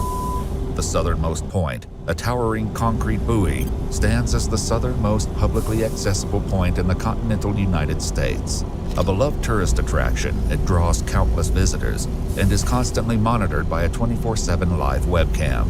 But for Dawn, the landmark's cheerful backdrop took a dark and unexpected turn when it became the scene of a brutal assault. I saw it, at first I thought it was a guy and a girl clowning around, and then they went behind the monument thing there, the talking about the southernmost thing, and all of a sudden, she come out and it looked like she was fighting. She fell flat on her face. Her shoes fell off. And she ran in one direction and he was pulling up his pants and he ran in the other direction. And then he came back with looked like a gray 4-door car and jumped out and ran over there and grabbed what looked like maybe her underpants and her dress or something. I don't know.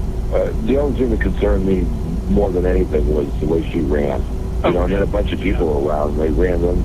When they came back, it looked like maybe the same girl, and they had a T-shirt on it, so I think she might have been not wearing anything when she ran away. And he came back and scooped up her clothes. Dawn wasn't the first to raise the alarm. Just moments after the attack, a couple only a block from the southernmost point landmark called 911 in a panic as they tried to help the victim. Baby girl came running out at the end of the block here. She was crying. She got in her car, and then she wanted to get out. The group of young men chasing her. I don't know where she went. You need to get police officers down here, though. We've already got them en route. How many men were chasing her? Four. maybe 3 guys, 1 girl. And I know they were in short. Yeah, they have shirt off. And there's people out looking. Come on, let's go, go.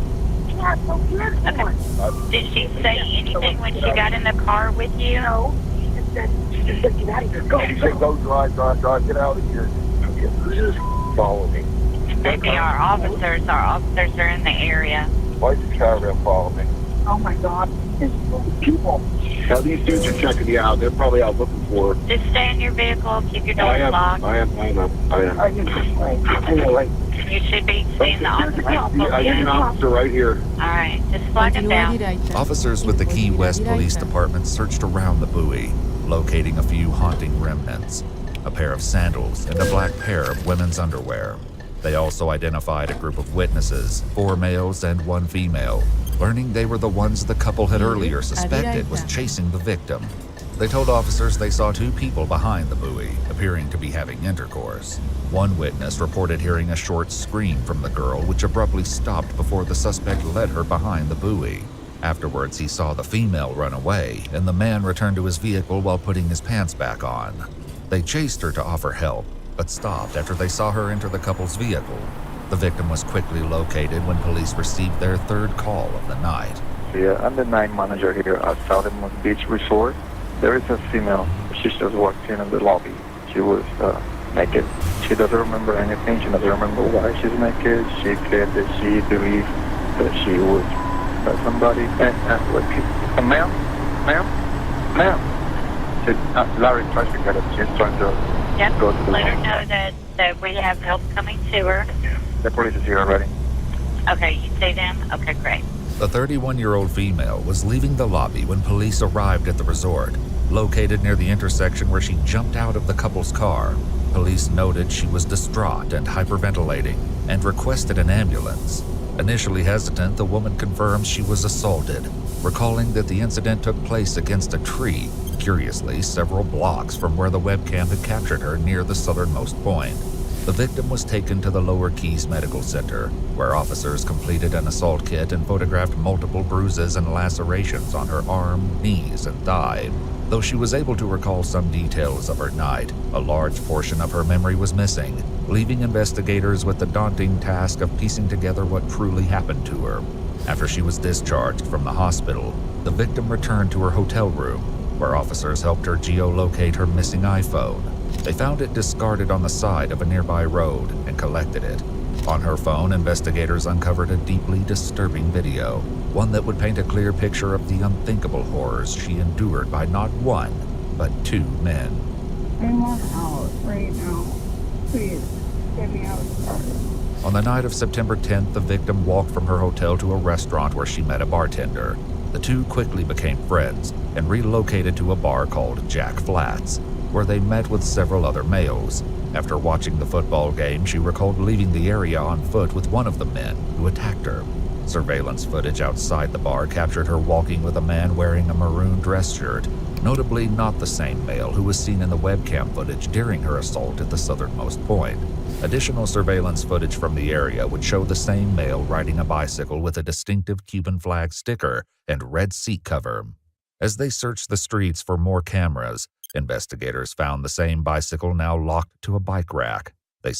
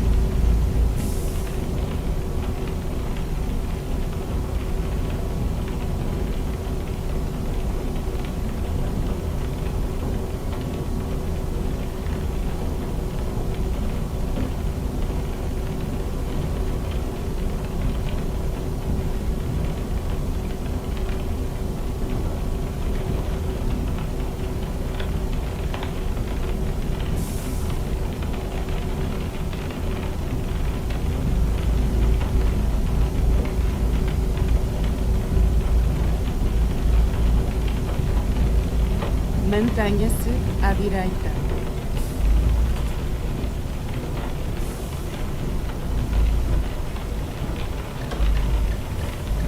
Na rotunda, saia na segunda saída.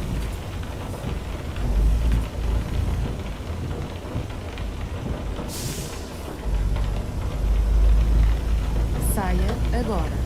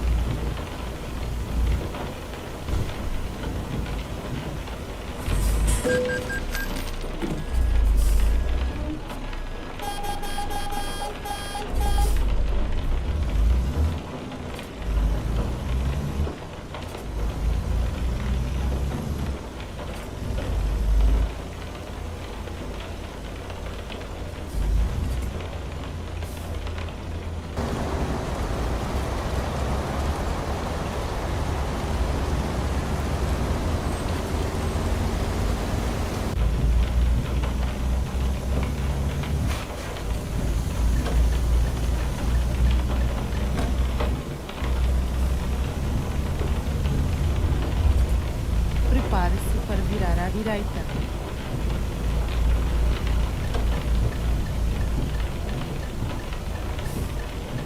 Vire à direita.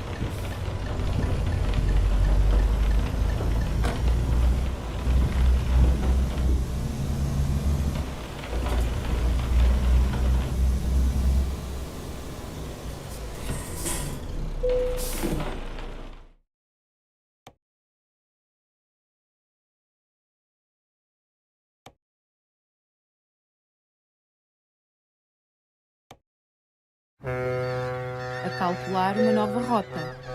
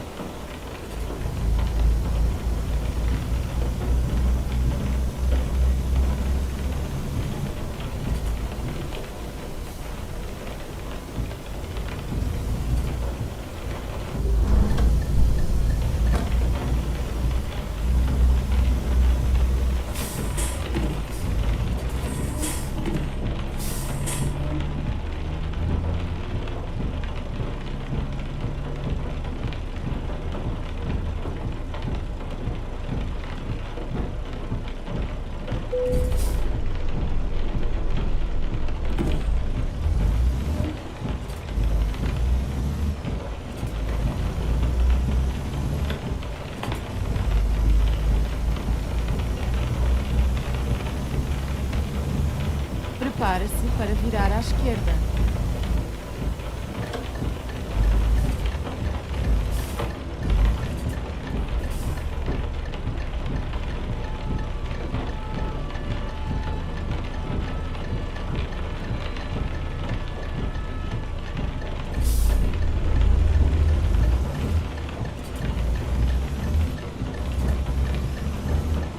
Vire à esquerda.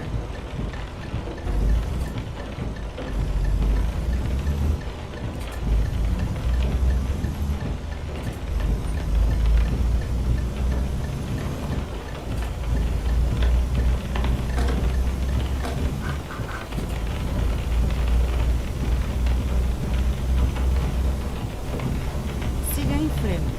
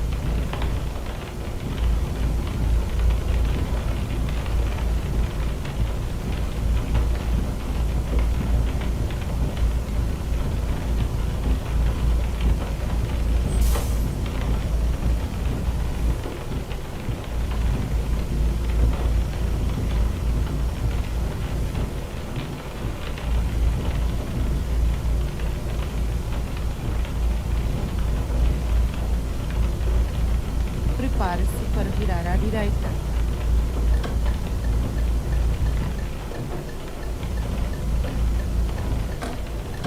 Vire à direita.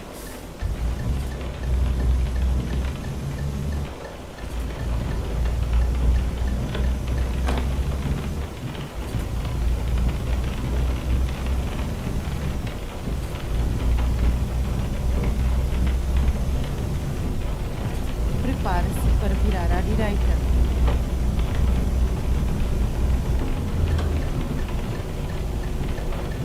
Vire à direita.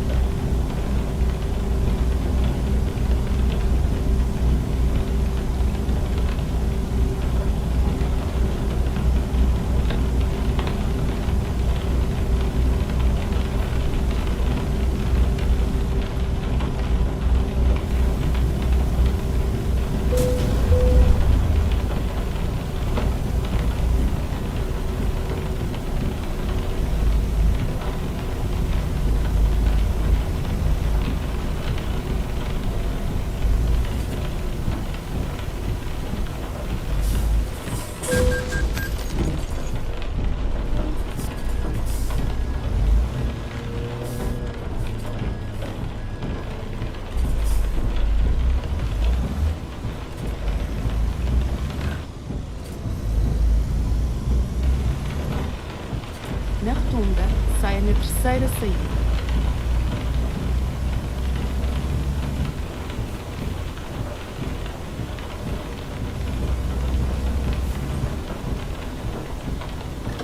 Saia agora.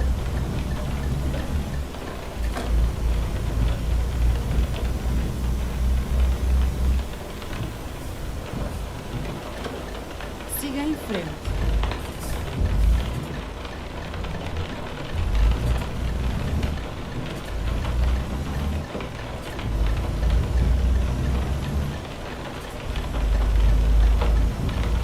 Prepare-se para virar à esquerda.